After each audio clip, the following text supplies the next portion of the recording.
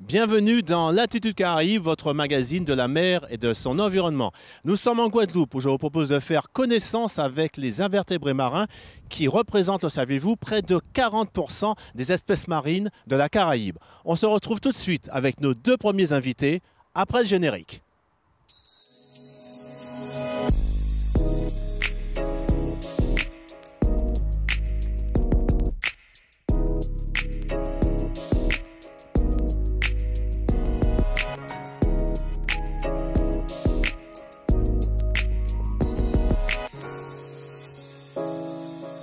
Retrouvons nos deux premiers invités en la personne de Franck Mazéas. Vous êtes responsable de l'unité biodiversité marine de l'ADEAL et Dominique Lamy, spécialiste des mollusques des Antilles françaises, également attaché honoraire du Muséum d'histoire naturelle de Paris. Messieurs, avant d'entrer dans le vif du sujet, je vous propose de retrouver notre dossier concocté, si je puis dire, par Arthur Beaufils. C'est parti.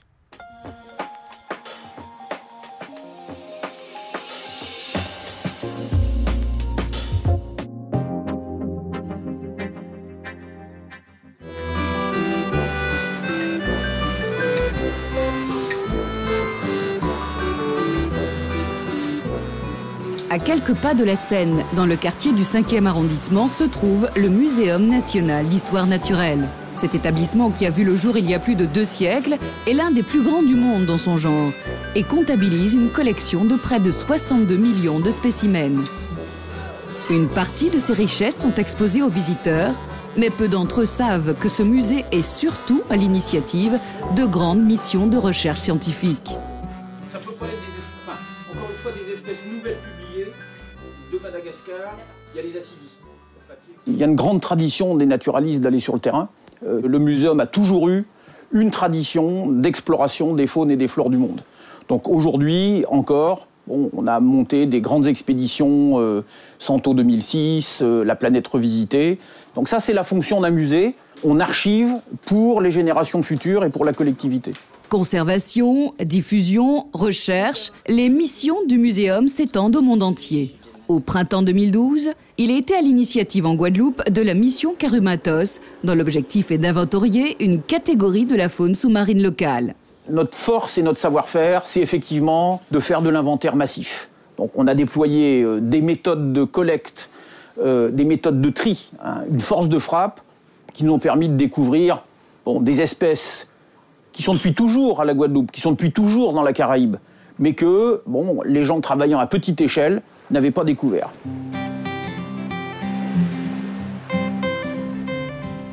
Le parc national de la Guadeloupe, créé en 1989, protège plus de 17 000 hectares de forêt tropicale, ainsi que 3 700 hectares de milieux marins et littoraux. Il y était l'un des partenaires clés pour mener à bien la mission diligentée en Guadeloupe par le muséum. L'impulsion scientifique était une proposition du Muséum d'histoire naturelle, relayée par l'Université des Antilles de la Guyane. Et à partir de là, on a, co-construit ce projet sur les aspects, techniques, logistiques, organisation, les financements nécessaires pour justement mettre tout ça en place. Et par ailleurs, donc, les scientifiques se sont chargés, eux, de huiler les rouages de la mécanique, réseau, mobilisation des chercheurs et stratégie de collecte. C'est en mai 2012 que s'est déroulée la mission Carumatos. Objectif, recenser durant 1 mois les invertébrés marins de la Guadeloupe, une première mondiale. Cette mission d'envergure a regroupé 35 personnes de 8 nationalités différentes. On a besoin de recenser tout ce qu'on a sous l'eau, dans les espèces qui sont en train de recueillir, parce que pour mieux pouvoir protéger son environnement, il faut la connaître. Et ça, c'est la mission du parc. Le parc, sa première mission, c'est celle-là, c'est la protection de l'environnement. Et si on ne connaît pas ce qu'on protège, on est un peu à côté de ce qu'on fait.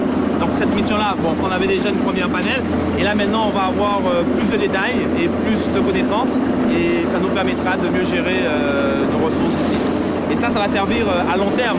Dans quelques années, ils vont revenir, et là, on verra s'il y a eu une évolution, qu'est-ce qu'il y a eu de plus ou de moins.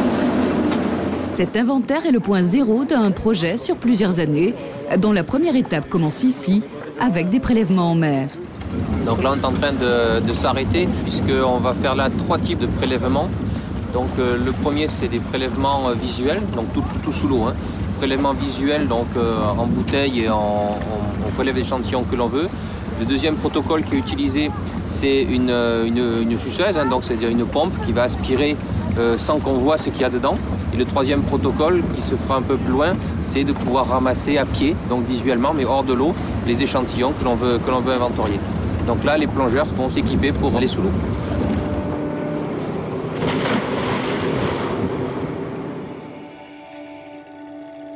Ici, à environ 15 mètres de fond, les plongeurs utilisent la suceuse.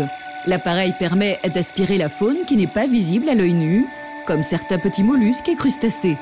Après un premier filtrage, ils sont stockés et vont être triés plus tard à terre.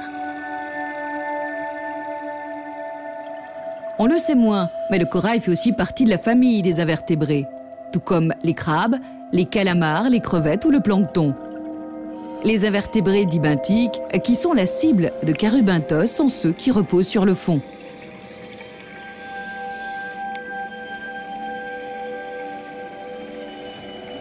À quelques encablures, une autre équipe s'occupe de la drague.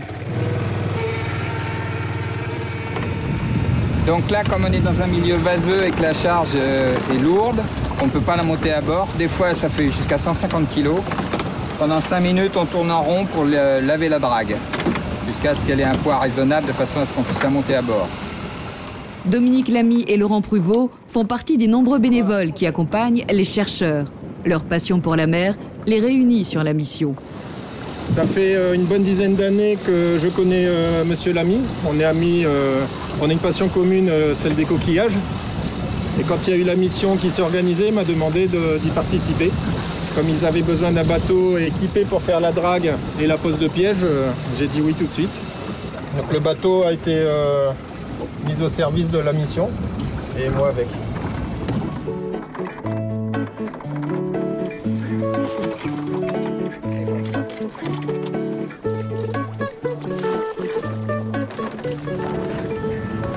Vous avez vu, c'est pas facile, c'est un métier difficile qu'on fait. Ancien invertébré. Il y en a sûrement plein d'autres, hein, mais il faut laver pour les voir. Il faut laver et puis tamiser. Après la récolte, les prélèvements sont ramenés le plus rapidement possible pour les garder vivants. Ici, sur le campus de l'université AG, un laboratoire de campagne a été mis à disposition des chercheurs. Mais avant d'être étudiés, les échantillons doivent être rincés et triés dans des tamis.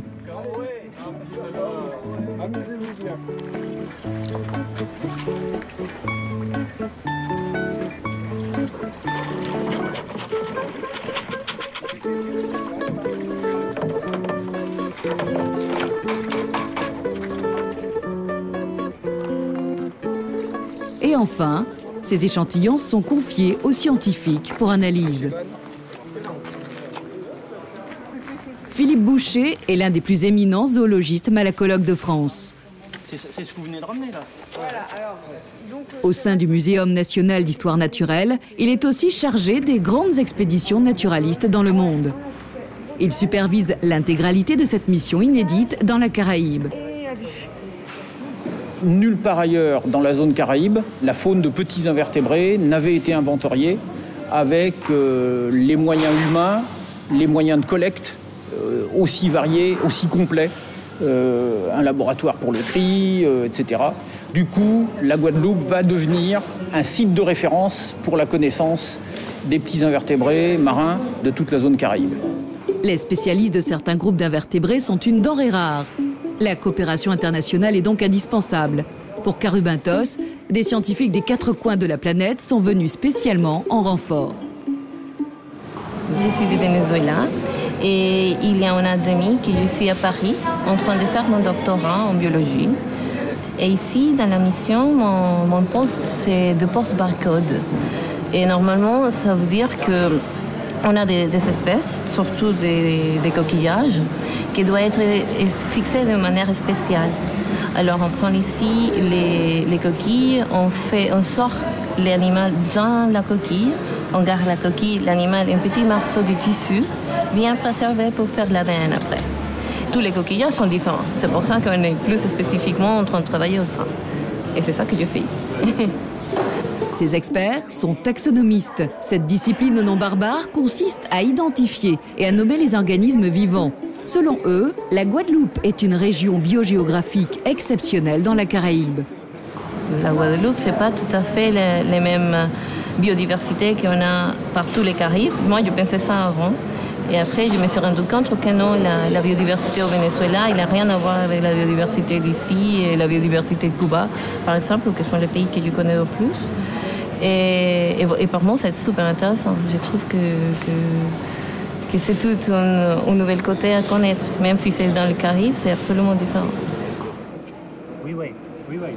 Ce qu'on fait ici en Guadeloupe a une importance qui dépasse très largement la Guadeloupe et qui va alimenter les bases de données internationales à l'échelle régionale et à l'échelle mondiale. On aura trouvé probablement, je pense, quand on sera en fin de mission, de l'ordre de 1500 espèces différentes. Pour mettre ça en perspective, la totalité de la Méditerranée a environ 1800 espèces.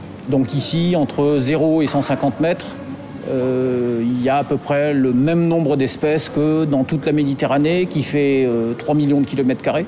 C'est, je dirais, pour moi, un résultat positif dont j'espère les acteurs de la conservation et de la gestion des milieux naturels vont s'emparer en Guadeloupe, les acteurs de l'éducation, pour dire, bon voilà, on a une richesse effectivement tropicale. Si les résultats sont provisoires à ce stade, les premières découvertes sont prometteuses. L'île de la Guadeloupe n'a d'ailleurs pas été choisie au hasard. Il est estimé que 40% des espèces marines vivent dans les zones tropicales. La Guadeloupe, comme toute région présente dans la Caraïbe, fait figure de zones extrêmement riches en biodiversité. La Caraïbe figure comme un hotspot, un point chaud défini par l'UICN depuis pas mal d'années. Donc la biodiversité caribéenne marine est très importante et donc nécessite d'améliorer les connaissances sur les fonds marins. Donc cette mission a permis justement d'améliorer ces connaissances sur toute la faune benthique. C'est très important pour la suite, que ce soit au niveau des aires marines protégées, comme le cœur du parc national par exemple, ou même les autres réserves naturelles qui ont été explorées. Ça va permettre de mieux connaître tout ce qu'il y a sur le fond, et donc de voir s'il y a des espèces qui sont présentes mais en très faible quantité, auquel cas il faudra s'y intéresser de près pour éviter qu'elles ne disparaissent, et ensuite d'essayer de voir si ces espèces sont présentes uniquement dans les aires protégées ou dans les autres aires marines qui ne sont pas spécialement protégées, afin de voir l'effet des réserves et aussi afin d'avoir une connaissance globale de la biodiversité marine.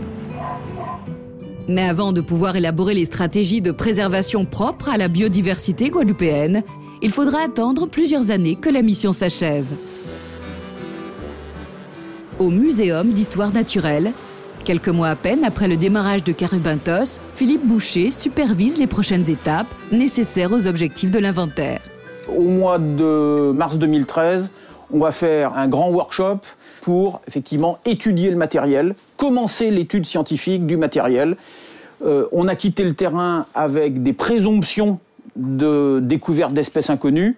Bon, l'étape suivante, ça va être d'impliquer ce réseau d'experts qui lui-même est international. Il y aura des collègues des États-Unis, il y aura d'autres collègues européens, il y aura des gens qui étaient à Carubintos. Voilà. Et puis, je dirais le gros des résultats, les listes d'espèces, les espèces nouvelles confirmées, il faut compter 2 ans. À terme, toutes les données sur la mission Carubintos seront disponibles en ligne. Donc, nous constituons effectivement les éléments de référence de la biodiversité pour nos successeurs. Dans 50 ans, dans 100 ans, on a un arrêt sur image. Carubintos, voilà les spécimens, les séquences génétiques, les photos d'animaux vivants ou de plantes. Voilà, c'était comme ça en 2012 à la Guadeloupe. Ainsi, la mission Carubintos suit son cours avec la promesse de faire de la Guadeloupe une référence internationale dans l'étude des invertébrés marins. À terme, la base de données accessible à tous constituera un formidable outil de recherche pour un public averti et pour les scientifiques du monde entier. Franck Mazéas, nous avons vu un dossier qui met en valeur l'immense travail réalisé au cours de cette mission. Cela était-il vraiment indispensable ? Tout à fait, plus qu'indispensable. Il aurait même fallu le faire, je pense, plusieurs années auparavant. Alors pourquoi cela n'a-t-il pas été fait avant, justement ? On peut toujours... Sans langue de bois. Il n'y a pas de langue de bois, on peut toujours faire des choses, on peut toujours dire après, on aurait dû faire les choses avant. On peut dire que maintenant les gens sont plus sensibilisés, il y a plus de spécialistes, plus de moyens, il y a une prise en compte de la biodiversité, de l'environnement à travers donc un nombre de personnes plus conséquent, des moyens financiers plus importants. Voilà, plus on fait en amont des études comme celles qui ont été menées là, plus on a un historique et plus on peut les refaire régulièrement afin de voir un peu l'évolution. Mais bon, c'est toujours facile de dire ça après. Cela dit, il était temps de la faire, elle a été faite, c'est une très bonne chose et tant mieux. Alors, parlons un peu économie, si vous voulez bien. Je sais que ça n'est pas tout à fait votre domaine, mais enfin, on s'aperçoit qu'il y a une corrélation entre le milieu marin et le tourisme, en Guadeloupe ou en Martinique, d'ailleurs, il faut le dire. Alors, est-ce qu'il n'est pas là aussi trop tard pour qu'on s'aperçoive enfin de la valeur ajoutée du milieu marin ? Il n'est jamais trop tard pour se rendre compte des choses. Cela dit, en effet, le tourisme est extrêmement lié au milieu marin, de par sa qualité, la biodiversité, les récifs coralliens présents dans les zones tropicales, comme bien évidemment aux Antilles françaises. Sans récifs, vous avez évidemment beaucoup de moins de choses à voir pour la partie plongée sous-marine, et la plongée est une composante importante du tourisme ici, sans parler de la protection des côtes, des biens et des personnes qui sont protégées de la houle par les récifs coralliens qui sont en bon état. Donc le tourisme dépend aussi particulièrement du milieu marin.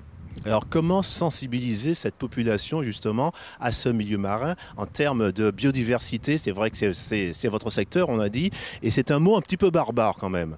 Alors, biodiversité, c'est la vie. Déjà, c'est le principe de base, il est là. Belle définition. Qui dit vie, dit ensemble de communautés vivantes et d'espèces. Moi, j'ai tendance souvent à faire un parallèle avec la vie qu'on a tous les jours, nous, en tant qu'hommes sur Terre. On vit dans un système avec des gens qui nous font de l'éducation, donc des écoles, des gendarmes, des pompiers, des commerces, des éboueurs. Enfin, chacun a un rôle précis, c'est une communauté de vie aussi.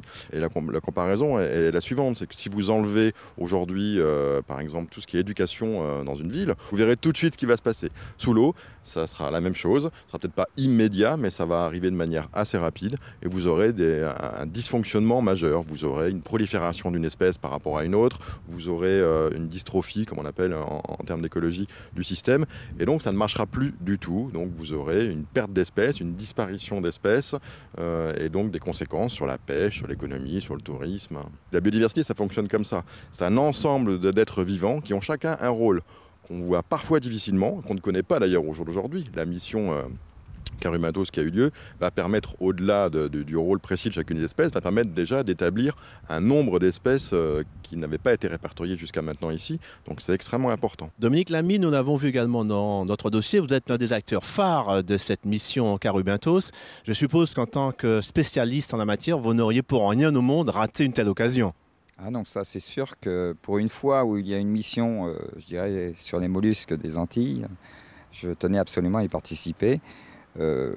D'une part pour compléter l'inventaire que j'avais entrepris depuis une trentaine d'années, et d'autre part pour apprendre des nouvelles techniques de récolte et de recherche à différentes profondeurs et tout ça. J'ai appris beaucoup de choses.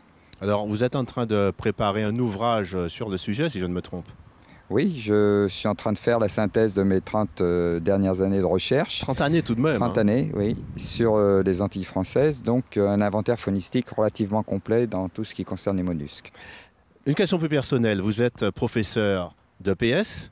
Comment est-ce que vous arrivez à concilier ces deux passions, le milieu marin et cette profession carrément physique? Ça n'en a pas l'air à vous regarder, si je puis me permettre.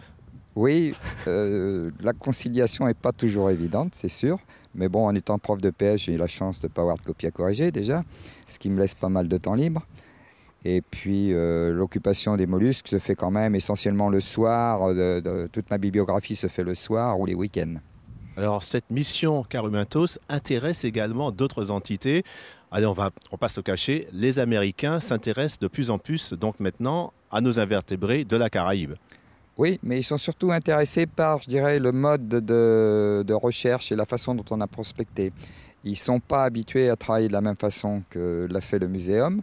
Et là, ils ont été très surpris, je dirais, en si peu de temps, de la quantité d'informations qu'on a pu récolter. C'est une bonne chose, en fait. Oui, parce qu'ils vont être amenés certainement à participer. Il y en a qui sont venus déjà pendant la mission, mais de plus en plus, ils vont être amenés à participer. Et surtout, après, ils vont être amenés à étudier les spécimens qui sont nouveaux pour faire des descriptions de ces nouvelles espèces. Un petit cocorico donc, allez. Voilà, soyons pas pourquoi chauvins. Messieurs, je vous propose de rester encore un petit instant avec nous. Nous allons retrouver une autre entité qui a participé activement à cette mission Carumentos. Il s'agit de l'UAG avec 2 chercheurs dans leur milieu de prédilection, la mangrove, un sujet de Laure Martin Hernandez.